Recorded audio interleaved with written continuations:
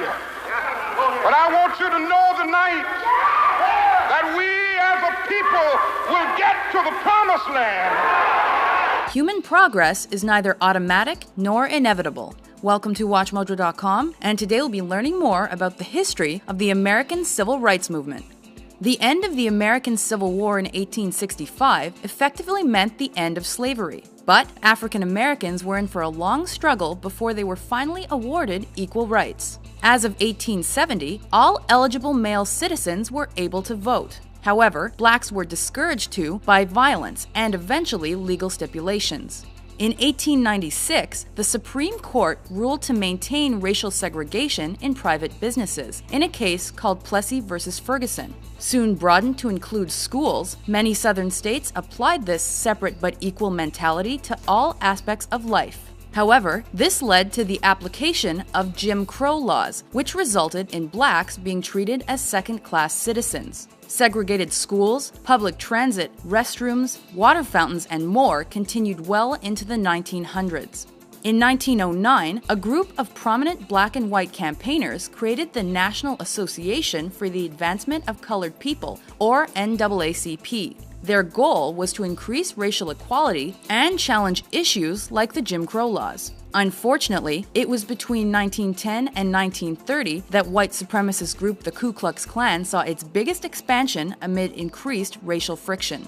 Following the First World War, the NAACP was devoted to ending lynching by white vigilantes. By mid-century, the group became instrumental in the Brown versus the Board of Education of Topeka court case. This class action suit, filed in 1951, asked that segregation in schools be struck down. Taken to the Supreme Court, the case resulted in the first integrated school in the United States to open in the fall of 1955. Encouraged by the decision, the civil rights movement began to hold high-profile boycotts, marches, sit-ins, and other peaceful protests.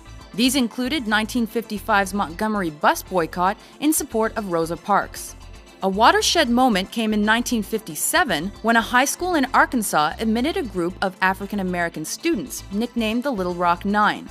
Protested by fellow students, the governor, and even the state's National Guard, President Dwight Eisenhower eventually intervened to ensure the students' safe passage. By 1962, universities also began integrating, though black students were still met with protests and violence. The Southern Freedom Movement continued into the 60s, with support from newly elected President John F. Kennedy and his brother, Attorney General Robert Kennedy. The violence of the Birmingham, Alabama campaign influenced the president to fully endorse the movement.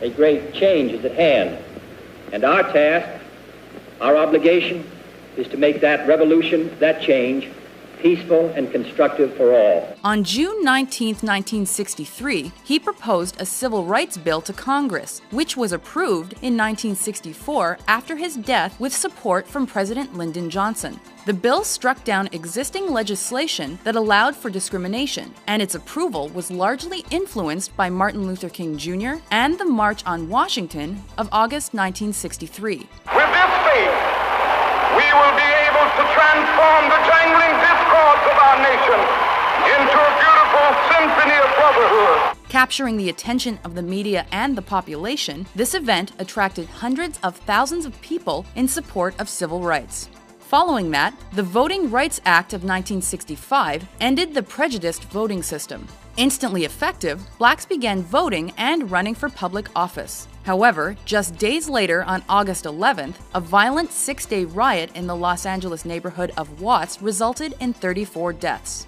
This was indicative of a period of racially motivated violence that occurred in the mid to late 1960s. This era also saw the rise of Black Power, led in large part by Stokely Carmichael, in opposition to extremists like the Ku Klux Klan. This ideology was exemplified by the Black Panther Party, which followed the principles set forth by Malcolm X. Rising to prominence in the 1950s, his radical ideas advocated militancy for blacks. Black people are dissatisfied. They're dissatisfied not only with the white man, but they're dissatisfied with these Negroes who have been sitting around here posing as leaders and spokesmen for black people and actually making the problem worse instead of making the problem better. He remained an influential and controversial human rights activist until his assassination in 1965.